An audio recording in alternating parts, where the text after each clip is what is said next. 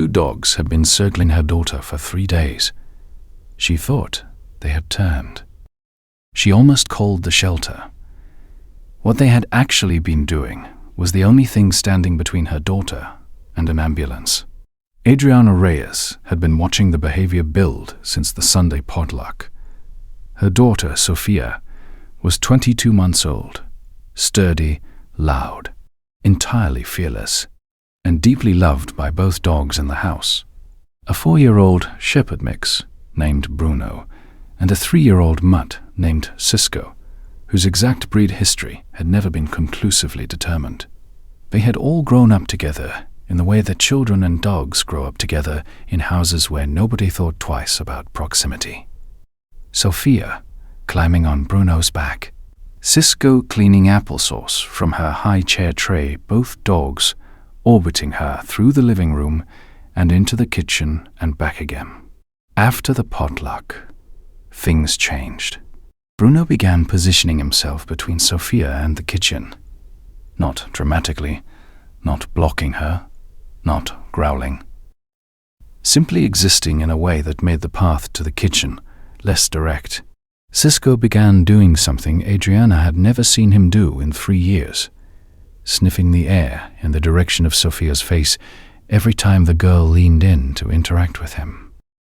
Not licking, sniffing, with a focus that looked deliberate in a way casual canine sniffing never does.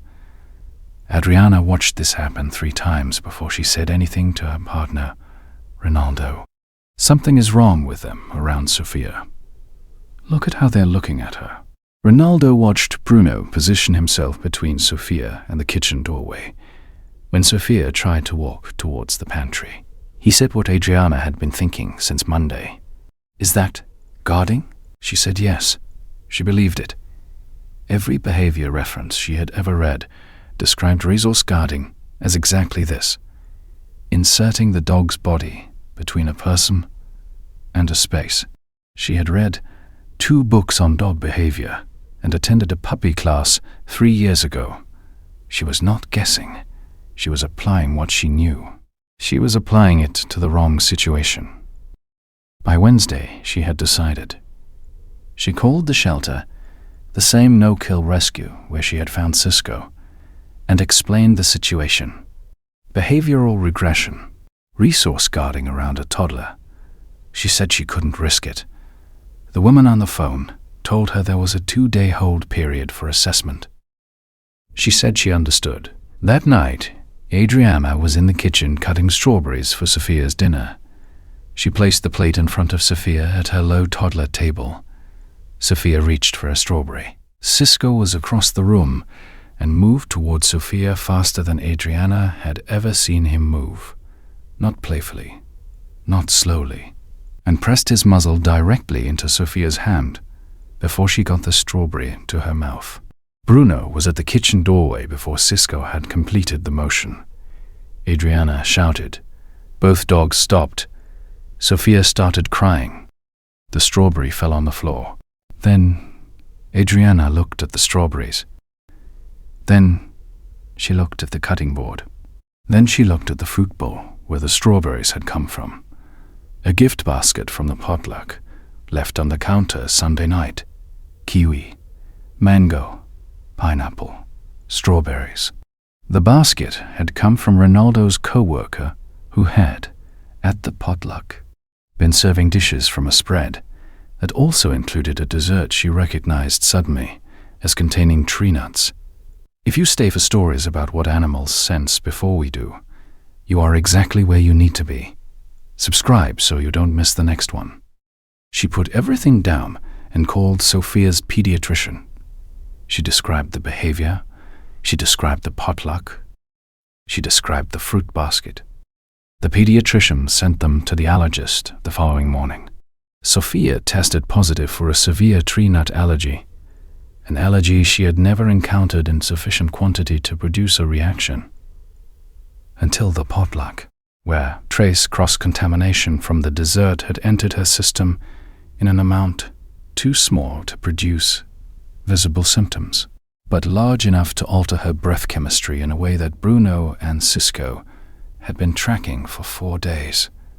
Has your dog ever created a barrier between your child and something in your home, and you didn't understand why until later? Tell us below. These stories deserve to be heard. Dr. Leonora Bakshi, veterinary behaviorist at Pacific Animal Sciences, reviewed Adriana's description of the dog's behavior alongside the medical timeline. She said what she said without emphasis, as if it were a fact she had explained many times before, which it was. Dogs have been documented detecting allergen presence in human breath and skin secretions at trace levels. In families with children who have undiagnosed allergies, dogs will sometimes position themselves as barriers between the child and the suspected allergen source. They are not guarding the space. They are guarding the child from the space. These are behaviors that can look identical from the outside. Only the direction changes. Another exposure of that quantity, Dr. Bakshi said, and Sophia would have been in anaphylaxis within minutes.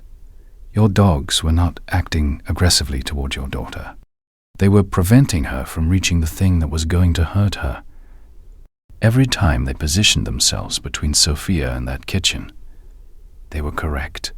Every guardian deserves to be seen, even the ones who never asked for anything in return. If stories like this matter to you, subscribe so you never miss the next one. The shelter call was rescinded. Adriana sat on the kitchen floor that evening with both dogs and did not try to explain it in words. Bruno lay against her left side. Cisco lay against her right. The fruit basket from the potluck was already in the trash. Sophia's EpiPen would arrive the following Tuesday. What did your dog do that you still cannot fully explain? Drop it below. The next story involves a dog who refused to let a toddler walk out a front door on a morning when everything looked completely normal.